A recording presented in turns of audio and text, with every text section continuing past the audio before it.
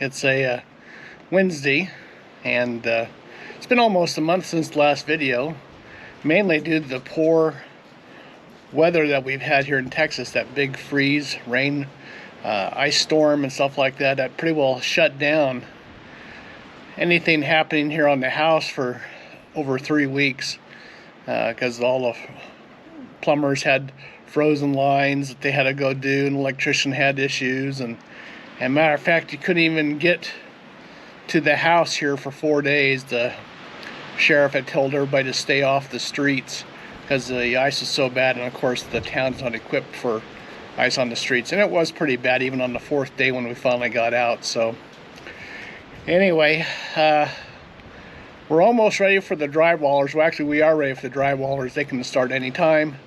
They're trying to finish up 2 other jobs that they had going, then they're going to start on the house here. The garage side, we've finished all the spray foam insulation, and we have sprayed the fire retardant on the exposed foam. So I'm going to show you the video here of the garage. It's pretty dark in there. Unfortunately, the fire retardant paint, they were all out of white, and what they had available was what they call gray. It looks almost, in the light, in the dimness in there, it almost looks purple.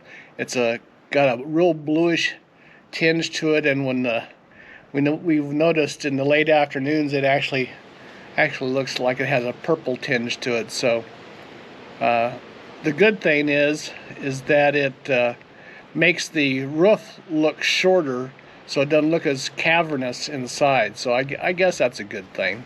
And anyway, so that's it. So before this last storm, we had about 3,000 gallons.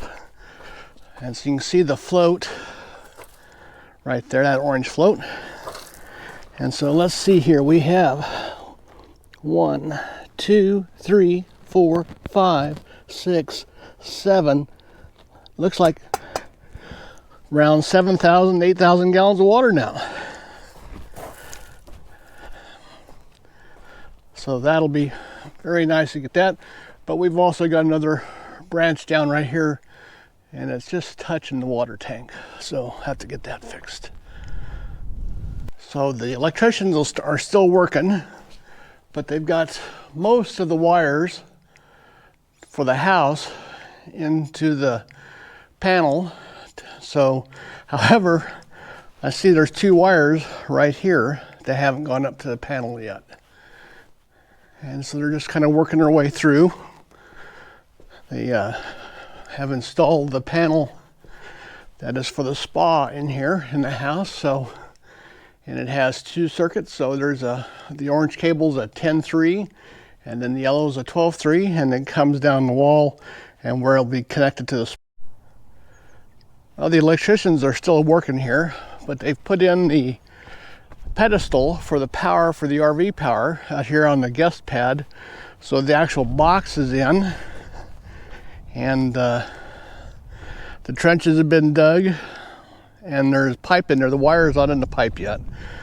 So, and then there's also a trench here that goes over to the water line on the outside of the house. So the RV will have water here once the plumber gets here. He's supposed to be here today or tomorrow.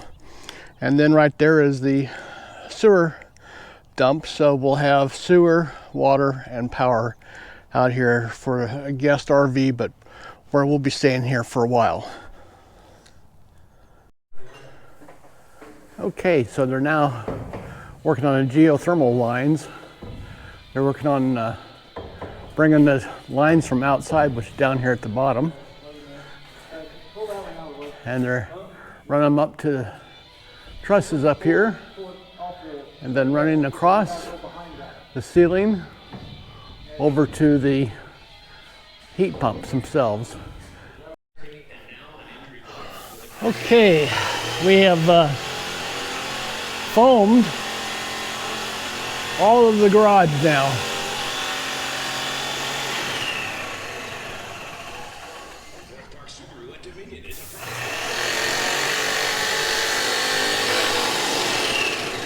And now we're in process of painting the exposed foam with a fire retardant. So normally if you would have drywall up here, you wouldn't have to do this, but since it's exposed, then we have to have a retardant foam, a retardant paint on top of it.